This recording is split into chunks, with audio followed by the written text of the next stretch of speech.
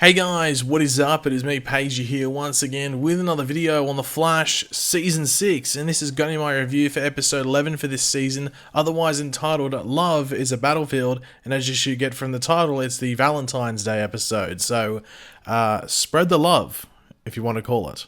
But of course, spoiler alert for what happens in this episode, just spoil it, especially towards the end. I was like, what the hell? That last, 2 or 3 minutes was a big smack in the head. Because it came out of nowhere. But so spoiler alert if you've not watched it. But if you are continuing on, you've watched the episode and you're watching my review, if you want to drop a like on the video, it'd be awesome if you could do that. Show your support and excitement from what you thought of this episode and what you got from the episode and what's to come, I guess. And of course, if you want to leave all of your various opinions in the comment section down below, it'd be awesome as well. What did you like from the episode? What didn't you like? Just leave your general opinions down there. And also any theories you have, especially based off the second last thing that happened in the episode. I'm curious. But of course, last episode was the mid-season premiere. We obviously dealt with, I guess, some of the fallout from Crisis. It was a big Iris episode last week. It was still a big Iris episode this week, but there was a bit more Barry mixed in. But we saw pretty much at the end, Iris, come to the conclusion of her black hole investigation by going to McCulloch Technologies and entering Eva McCulloch's old office and actually getting dragged into the mirror that was there, the big mirror, by what looked like to be the Silver Surfer. But at this point, we're still confused whether it actually was Eva McCulloch or maybe it was something or someone else. But most likely Eva McCulloch. But I think we're going to find out next week about that. But yeah. But this episode pretty much picks straight up where we left off. There's no previously on The Flash. There's none of that. We pick up straight at McCulloch Technologies with Iris out of the mirror world. She's just standing there. She's a bit confused as to what went on. And she is immediately different because she can cook. She can actually cook pancakes. She can squeeze juice. She can actually do stuff in the kitchen. So it's a big shock for Barry because usually he's like, oh, my taste buds, they're suffering, but let's put on a happy face, even though I feel like dying inside. That's pretty much Barry most times when he's eating. But he's actually shocked. He's like, wow, I don't have to pretend. I don't have to play Shakespeare today. I can just enjoy my food. Now, I'm sure most of you, or I guess hopefully most of you, but I guess some of you, if I want to go for the minimum, I guess you could say, were surprised when we had the Alexa product placement, when Barry was asking Alexa and everything like that. And it didn't surprise me that, if you didn't know this, if you're watching in another country, but in the ad break, the episode was sponsored by Amazon Prime. So if you're wondering why Alexa was there and they full on say Alexa and everything like that, the episode was actually sponsored by Amazon. So yeah, I was expecting a few more references and a bit more product placement, but I'm guessing we're just going to get it for a few weeks. So expect a lot of Barry asking Alexa, or even Amazon drivers delivering packages and saying, wow, this was fast. What a great service. I love Amazon. So expect maybe that over the next few weeks or the rest of the season. Now we do have Barry and Iris at the Valentine's dinner, or Valentine's Day dinner, whatever you want to call it, where Iris is all of a sudden fluent in Italian. So once again, another big change with Iris. But this dinner is crashed by Ambient Black. However, she's not there to crash Barry and Iris's nice little date. It's just a coincidence that they're there because she's after an item in a briefcase from someone completely different in the restaurant. But she's able to get away, by threatening Barry with his secret identity. He's like, hey, let me go. Otherwise, everyone's going to know you run around in red pajamas and you call yourself the Flash. So please let me go. And Barry's like, damn it, gonna have to let you go. Why do I keep revealing my secret identity to random people? I'm starting to regret doing that. So maybe he'll stop. Who knows? But Barry and Iris do go on, go after leads on Amunet, but with no Flash, because, she did the big threat, so no red pajamas today. Now, you could tell from that scene in the bar where Iris goes in that this wasn't our normal Iris. If they're fluent in Italian and the cooking didn't show you that, this pretty much screamed out, yeah, this isn't our normal Iris. But she did get info on Amunet, so that's good, and that was able to take them to Ivo Labs. It was actually cool to come back to Ivo Labs. We haven't been here since Elseworlds, have we? Or did we come here between Elseworlds and... There's been references to Ivo Labs. I just can't remember if we've actually been here since Elseworlds last season. So I guess it's cool to be back here. But Amunet is actually interrupted by her old partner, her old boyfriend, her old lover, Goldface. And it's basically a gang war that, Barry and Iris are now caught in the middle of. Well, a gang war maybe is a bit of over exaggeration. Maybe a custody battle over possessions, because it's more of a an ex-lover's dispute rather than an actual gang war. But we do find out that the two devices together, so the one that Amulet took from the restaurant and the one that Amulet gets from Ivo Labs, can be put together, and it's basically like a safe transportation device for delicate plant life. Now, we do actually get a Ryan Choi name drop here, so Iris got the information from Ryan Choi, so maybe we'll get to see him later in the season.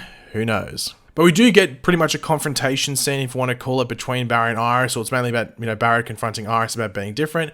And she just says, like, yo, it's a result of, like, all the stuff that happened previously, as well as prepping for life after Crisis without Barry. Now, this scene felt odd.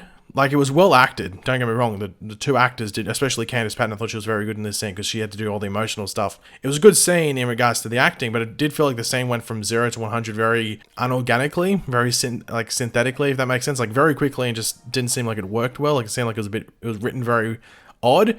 It's almost like it was 2 or 3 scenes smushed into one.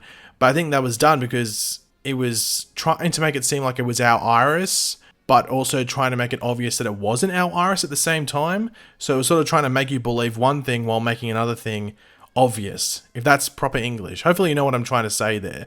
But we do have Iris giving Amunet the device, like the two things put together, but she wants to team up. She's like, yo, look, I need some help. She wants part of the pollen of the rare flower that's going to be transported, and we find out that the pollen from this flower can give you sort of like telepathic abilities, sort of, and she wants to read Barry's mind, while Amunet wants to pretty much just read pin codes from expensive, or not expensive, but wealthy people, so she can get some money. Now, we do get a really nice moment between Joe and Barry. Look, if you get one of these scenes in an episode, you know you're going to have a good time. So as soon as I saw Joe appear and Barry was in the room, I was like, here we go. He's probably the best scene of the episode.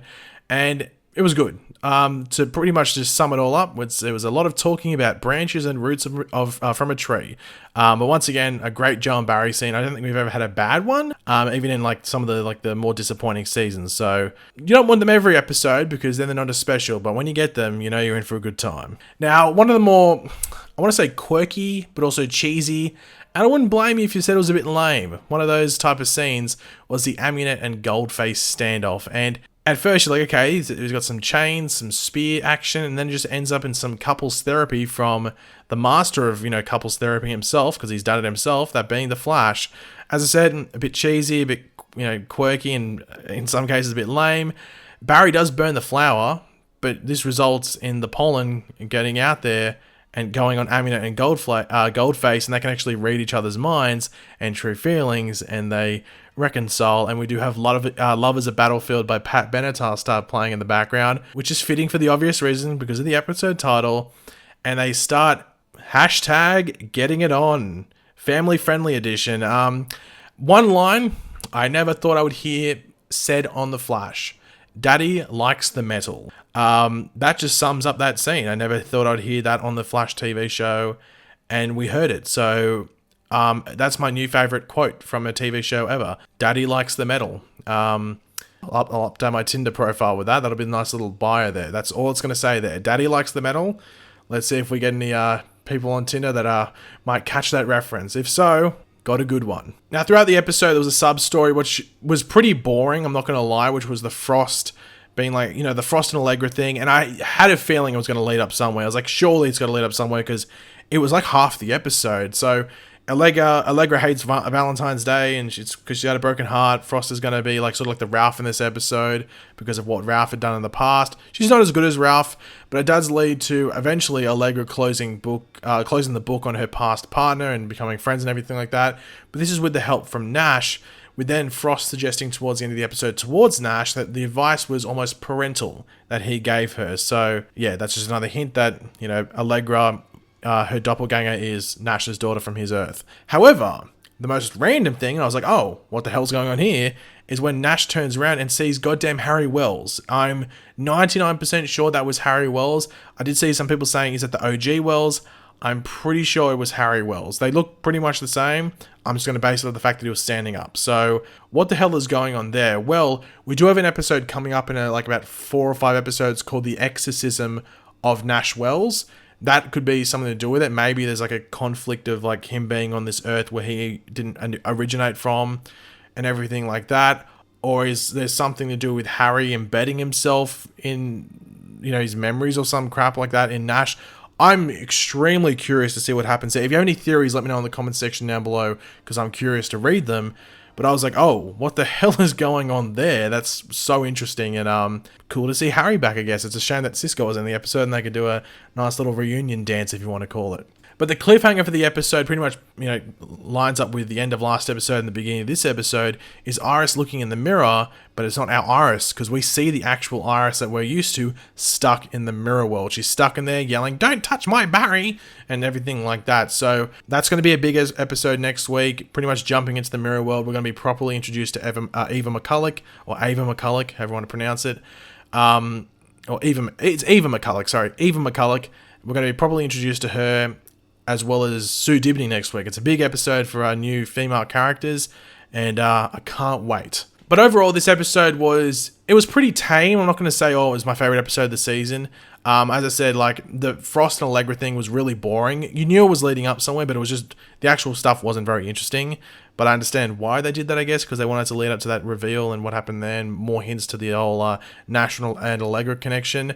Look, having Aminette back on the show, she's a bit cheesy. I don't mind her that much. I know a lot of people hate her, so more people might hate that storyline than I do. But I just thought it was like a tame one. It was just average. It was funny in certain bits, especially the whole banana thing, like the code word and everything like that.